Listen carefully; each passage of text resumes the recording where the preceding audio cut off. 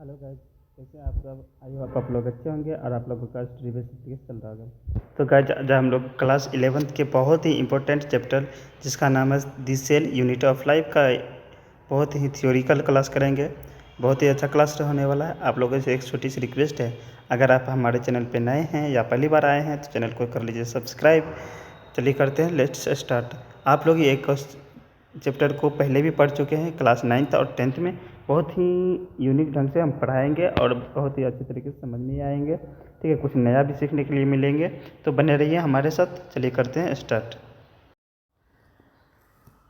तो देखते हैं सेल क्या होता है। तो आप लोगों को जब अपने सराउंड्स में यानी एनवायरनमेंट में कोई भी चीज़ें देखती हैं तो दो प्रकार की चीज़ें नज़र में आती है।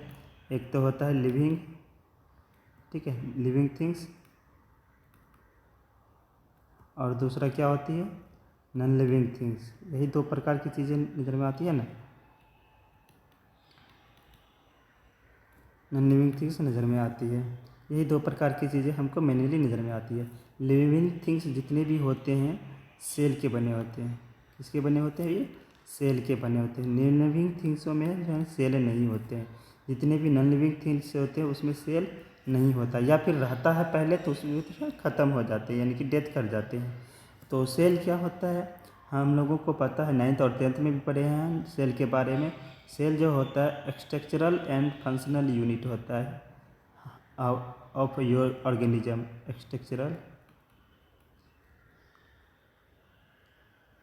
स्ट्रक्चरल एंड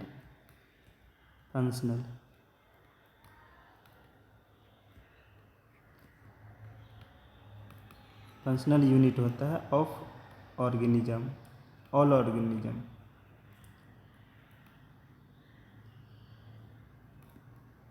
ठीक है, सभी ऑर्गेनिज्म के जो स्ट्रक्चरल एंड फंक्शनल यूनिट होता है वो कौन सा होता है? वो हमारी सेल ही होती है। ठीक है, तो देखिए सेल के आधार पर जीवों को देखें तो वो हमारे पास दो प्रकार की जीवें होती हैं। ठीक है, सेल के आधार पर अगर जीवों को देखें तो हमारे पास कितने प्रकार की जीवें नज़र में आती है? तो वो दो तरीके के सेल आती है। वो तो या तो यूनिसेल्यूलर हो सकते हैं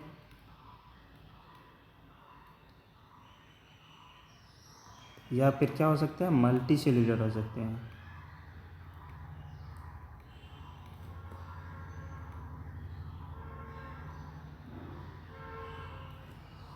सेल मतलब जो है सेल के आधार पर देखें जीवों को तो कितने प्रकार के हो सकते हैं?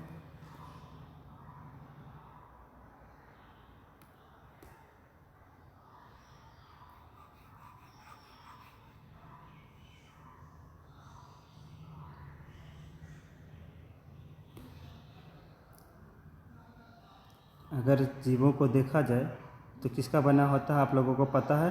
सेल का। हमारा फंक्शनल और स्ट्रक्चरल एंड फंक्शनल यूनिट क्या होता है? सेल होता है।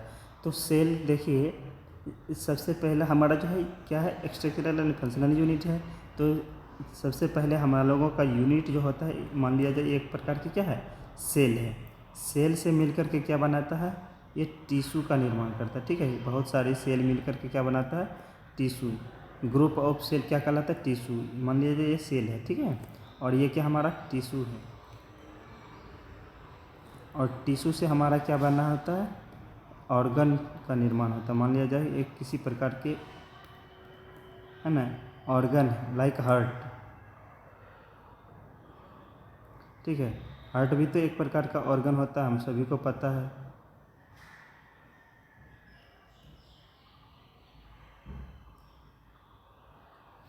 ठीक है, और जो है ऑर्गन ये क्या है, हमारा ऑर्गन है। ठीक है, और ऑर्गन मिलकर के क्या बनाता है हमारा? बहुत ढेर सारे ऑर्गन मिलकर के क्या बनाता है? ऑर्गन सिस्टम का निर्माण करता है। ठीक है, स्पेसिफिक ऑर्गन सिस्टम का निर्माण करता है, यहाँ पे लिख दे रहे हैं।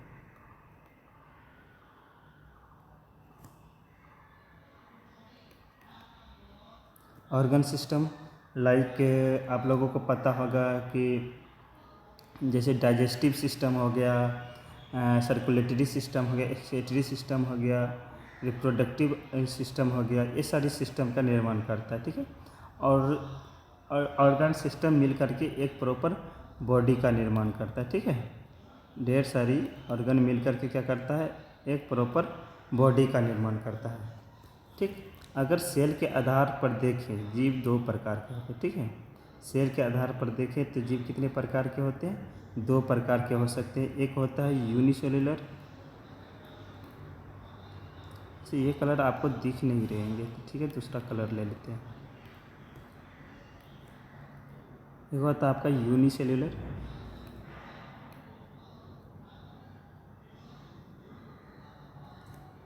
ठीक है, और दूसरा क्या होता है मल्टी सेलुलर।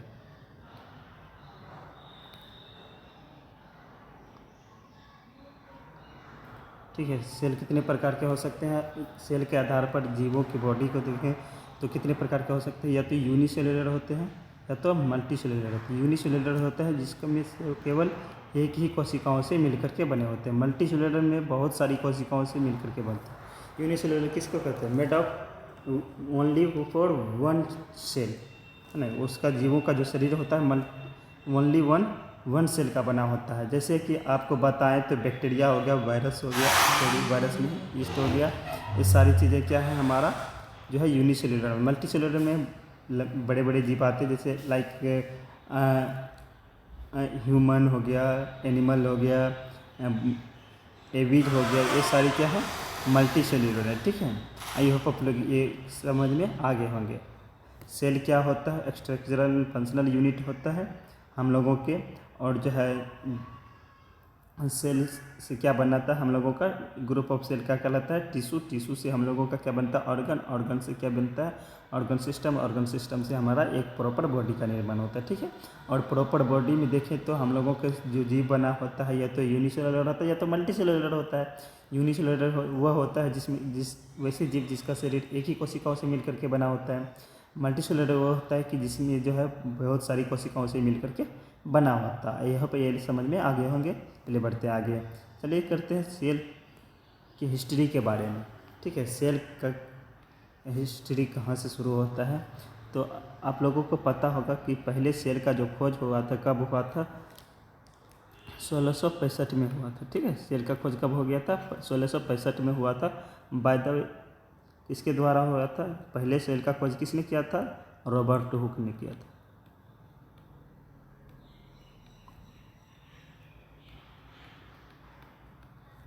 ठीक है, रॉबर्ट हुक ने इसका खोज किया था। ये एक जो है क्या बोटनिस्ट थे जो कि पेड़ पौधे के ऊपर काम करते थे, और जो है इन्होंने क्या किया, जो पौधे होते हैं उसके बाहर वाले जो है ऑर्गन होता है पौधे का, उसको जो है माइक्रोस्कोप के ऊपर रख कर के उसको जांच किया। ठीक है, तो उसको मधुमक्खी के छत्ते जैसी जो है संरचना दिखा। ठीक है, मधुमक्खी के छत्ते जैसी संरचना दिखा, उसको कहते हैं हानी कॉम्ब लाइक स्ट्रक्चर। ठीक है, उस स्ट्रक्चर को क्या बोला गया, हानी कॉम्ब लाइक स्ट्रक्चर दिखा, जिसको इन्होंने जो है सेल नाम दिया। पहला जो सेल का नामकरण किया था रॉबर्ट हुक ने किया था, इसलिए फादर ऑफ सेल किसे कहा जाता है, रॉबर्ट हुक को ही कहा जाता है। ठीक है, यानी कि सेल के खोजकर्ता किसे कहा जाता है, रॉबर्ट हुक को कहा जाता है। और इन्होंने जो किस पर किया था ये काम, जो किया था प्लांट टिश्यू पर किया था। ये जो था एक प्रकार का डेथ सेल था। ठीक है, इन्होंने जो खोज किया था एक डेथ सेल का खोज किया था, ना कि जीवित सेल का खोज किया था, आप लोगों को पता होगा। ठीक है, ये जो था डेथ सेल था, यानी कि मरा हुआ सेल था, कोशिका था। ठीक है, उसके बाद जो है एक और साइंटिस्ट आया जिसका नाम ल्यूवेनहॉक था। ठीक है, कौन, एंटोनी वन ल्यूवेनहॉक, शॉर्ट में ल्यूवेनहॉक इसे कहा जाता है।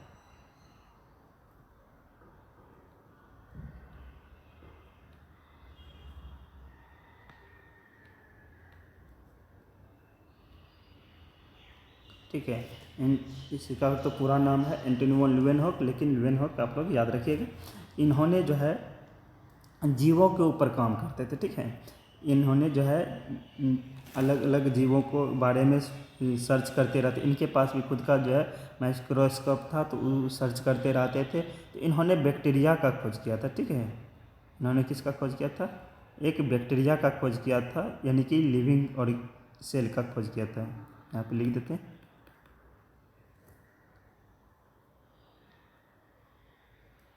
लिविंग सेल का खोज किसने किया था,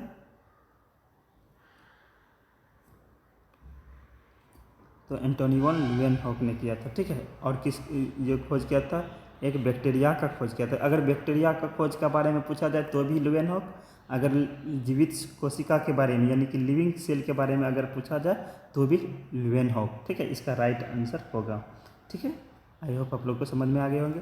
उसके बाद और एक न खोज के बारे में एक और का नाम जान लेते हैं, जिन्होंने, मान लिया जाए ये सेल है, ठीक है, सेल, और जो है सेल के बीच में हम लोगों को पता है कि सेल के बीच में क्या रहता है, न्यूक्लियस रहता है। तो न्यूक्लियस का खोज किया था रॉबर्ट ब्राउन ने, ठीक है, याद रखिएगा।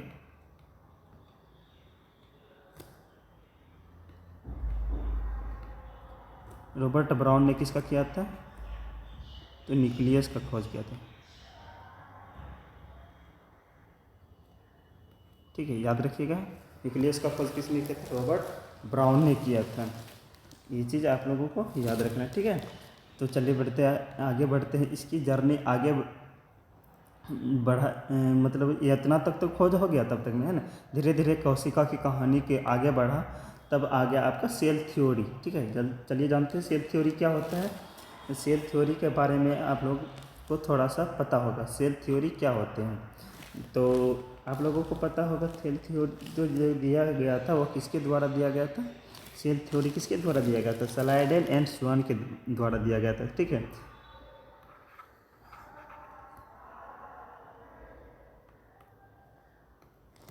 सेल थ्योरी किसके द्वारा दिया गया था, स्लाइडेन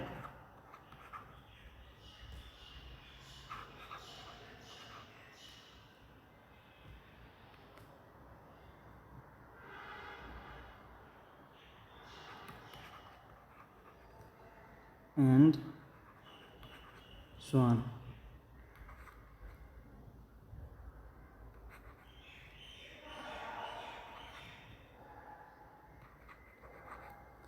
ठीक है। स्लाइडेन एंड स्वान ये दो क्या थे, साइंटिस्ट थे, जिन्होंने जो है सेल के ऊपर काम किया। और आगे चल कर के स्लाइडेन जो था जर्मन वैज्ञानिक था, जिन्होंने जो है क्या किया था, इसके ऊपर काम किया था। ये एक बोटनिस्ट थे, जर्मन बोटनिस्ट थे। स्लाइडेन जो थे एक जर्मन बोटनिस्ट थे, ठीक है। इन्होंने देखा था कि कोशिकाओं में अलग अलग, मान लिया जाए प्लांट में देखा था, ठीक है, ये एक प्लांट है मान लिया जाए, ठीक है। तो ये इन्होंने देखा था कि अलग अलग कोशिकाओं से मिलकर के बना होता है, ठीक है। ये जो प्लांट है अलग अलग कोशिकाओं से मिलकर के बना होता है, कि इन्होंने बताया था, इस स्लाइडेन ने बताया। स्वान जो था एक जियोलॉजिस्ट थे, यानी कि जंतु विज्ञान के विशेषज्ञ थे, ठीक है, जियोलॉजिस्ट थे। इन्होंने देखा कि ये जो कोशिका है, ठीक है, इसके चारों तरफ, है ना, एक पतली झिल्ली होती है, जिसको हम लोग आजकल प्लाज्मा मेम्ब्रेन के नाम से जानते हैं, ठीक है, प्लाज्मा मेम्ब्रेन के नाम से जानते हैं, ठीक है, प्लाज्मा मेम्ब्रेन के नाम से जानते हैं। स्लाइडेन, तो दोनों वैज्ञानिक ने मिल करके, ठीक है, दोनों वैज्ञानिक ने मिल करके सेल थ्योरी दिया था, ठीक है। दोनों वैज्ञानिक मिल करके ही क्या दिया था, स्लाइडेन एंड स्वान ने मिल करके सेल थ्योरी दिया था। और सेल थ्योरी क्या था आप लोगों को पता होगा, यही सब बात आए थे सेल के बारे में, ठीक है। लेकिन सेल थ्योरी के बारे में वेल डिफाइंड नहीं कर पाए थे, ठीक है। अगर बात करें वेल डिफाइंड की, तो वेल डिफाइंड नहीं कर पाए थे स्लाइडेन और स्वान दोनों ने मिल करके, ठीक है। इसके बारे में ठीक से जानकारी देता है हमारा एक और वैज्ञानिक का नाम आता है, ठीक है। इसके संदर्भ में एक और वैज्ञानिक का नाम आता है रोडोल्फ विर्चो का, ठीक है। 1855 में ये आए थे।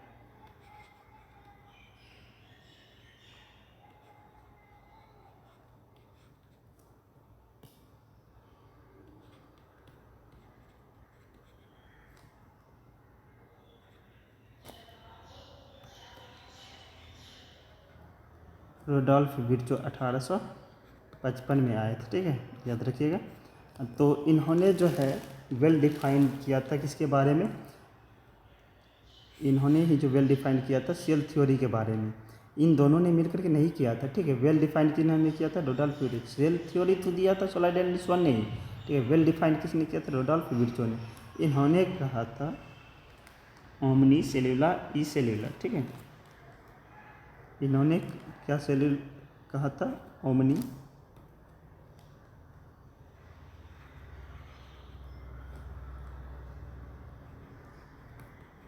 ओमनी सेल्यूला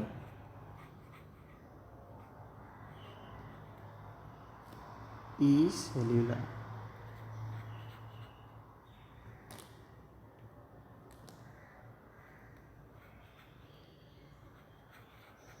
ये एम्यू सेल्यूला ई सेल्यूला, यानी इसका अर्थ होता है कि जो न्यू जो कोशिका होता है ना, पहले वाली कोशिकाओं से ही मिलकर के बनी होती है, ठीक है।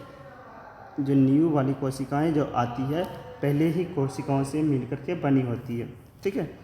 ये बात किन्होंने बताया था? रुडोल्फ विर्चो ने बताया था। मान लिया ये जो कोशिका है, ठीक है, और ये दूसरी कोशिका है न्यू कोशिका, ठीक है। ये जो कोशिका न्यू कोशिका है पहले वाली कोशिकाओं से ही तो मिलकर बना होता है ना। तो यही बात को किन्होंने बताया था? रुडोल्फ विर्चो ने बताया था अपने थ्योरी में, ठीक है। ओमनी सेलुला ई सेलुला, ये जो है एक वर्ड होता है, मतलब जो है रुडोल्फ विर्चो की भाषा में। तो इन्होंने बताया था कि पहले जो कोशिका बाद वाली जो कोशिका होता है पहले वाली कोशिकाओं से ही, यानी कि प्री सेल से ही मिलकर के बना होता है, ठीक है। इसको मदर सेल कहते हैं और इसको क्या कहते हैं? डॉटर सेल कहते हैं, ठीक है। और एक बात याद रखिएगा इस सेल के बारे में, आप लोग सेल जो होते हैं अलग अलग प्रकार के होते हैं। अब चलिए अब सेल ऑर्गन और जो है थोड़ा सा सेल के बारे में अच्छा से जानते हैं, ठीक है। आप लोगों को खोज के बारे में बता दिए। तो सबसे स्मॉलेस्ट जो सेल होते हैं हमारे पृथ्वी पर, ठीक है,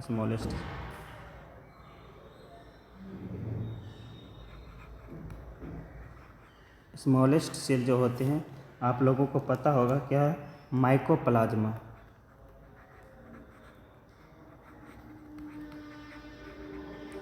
माइकोप्लाज्मा जो होता है हमारे पास सबसे स्मॉलेस्ट सेल होते हैं, और उसके बाद सबसे लार्जेस्ट जो सेल है,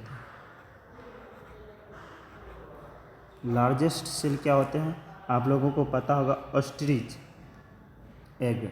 ऑस्ट्रिच एग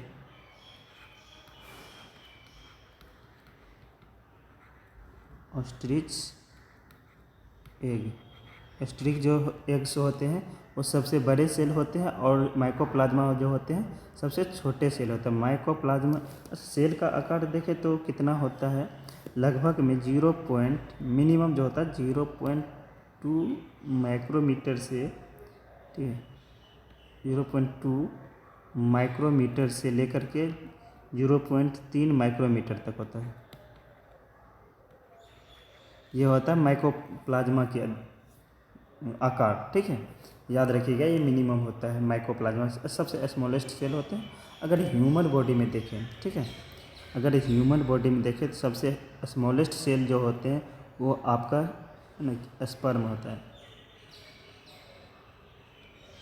ठीक है। ह्यूमन बॉडी में स्मॉलेस्ट सेल जो होते हैं स्पर्म होते हैं। अगर लार्जेस्ट सेल देखें तो ये नर्व का सेल होता है, न्यूरॉन। न्यूरॉन जो होते हैं हमारे पास सबसे बड़ी सेल होते हैं। आप लोगों को पता होगा सेल के बारे में, तो सेल के आकार और रंग जो है, मतलब आकार जो होते हैं ना, शेप जो होते हैं सेल के अलग अलग प्रकार के होते हैं। हमारे पास कुछ सेल होते हैं जैसे रेड ब्लड सेल के आकार कुछ और होते हैं, ठीक है, और जो है स्पर्म का आकार कुछ और होते हैं, और ओव्यूल का जानते हैं कैसन होता है। और उसके बाद हमारा मसल सेल जो होता है उसका आकार पीसीफॉर्म होता है, आप लोगों को पता होगा। पीसीफॉर्म अगर बनाना चाहें इस तरीके से होता है कुछ पीसीफॉर्म सेल। और उसके बाद जो है अगर दूसरा सेल की बात करें, लाइक कार्डियक सेल ब्रांचेज्ड होते हैं, सिलेंड्रिकल होते हैं एंड ब्रांचेज्ड होते हैं, आप लोगों को पता होगा।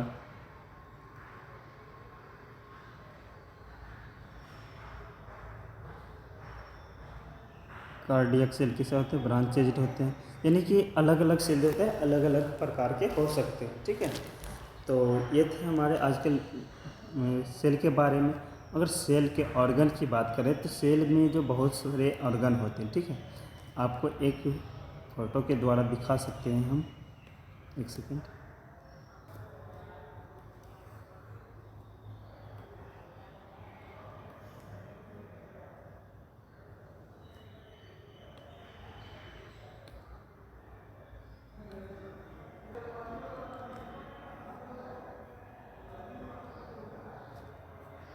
इसको थोड़ा और छोटा कर लेते हैं ताकि समझने में आसानी रहेगा हम लोगों को। ठीक है, आज सेल ऑर्गन तक समझ लेते हैं, कल उसके बाद आगे समझेंगे। देखिए, ये जो सेल हैं ये एक प्रॉपर सेल है, आपको कट व्यू में दिखाया गया है। और ये जो आपको दिख रहे हैं सेल के बीच में, ठीक है, ये जो हम लाइनिंग कर रहे हैं सर्कल से, ये होता है न्यूक्लियस। ठीक है, ये किसका है चित्र है, आपको दिख रहा है, न्यूक्लियस का डायग्राम दिख रहा है। और सेल का जो बाहर का जो लेयर होता है, आप लोगों को पता होगा कि ये जो होते हैं क्या कहलाते हैं, प्लाज्मा मेम्ब्रेन। ठीक है, ये जो बाहर सबसे आउटर मेम्ब्रेन है प्लाज्मा मेम्ब्रेन, उसके बाद न्यूक्लियस के बाहर और प्लाज्मा मेम्ब्रेन का अलग जो क्षेत्र है ये साइटोप्लाज्म है। ठीक है, ये क्या है, हमारे साइटोप्लाज्म है। और साइटोप्लाज्म में अनेक प्रकार के ऑर्गन पाए जाते हैं। साइटोप्लाज्म में लाइक जो है, ये आपको इंडोप्लाज्मिक रेटिकुलम का चित्र दिख रहा होगा ग्रीन कलर में। ठीक है, और ये आपको छोटा छोटा जो दिख रहे हैं, ये जिसको हम सर्कल कर रहे हैं, ये माइटोकॉन्ड्रिया हो सकते हैं। और छोटे छोटे कण इस तरीके से बिखरे हुए नज़र आ रहे हैं, वो राइबोसोम हो सकता है, इंडोप्लाज्मिक रेटिकुलम हो सकता है, यानी कि और भी बहुत सारे अंग होते हैं जो इसमें नहीं ठीक ढंग से दिखाया गया होगा। या फिर हम बड़ा करें तो इसको देखते हैं, बड़ा करके अगर दिखाई दे दे तो दिखाई दे दे।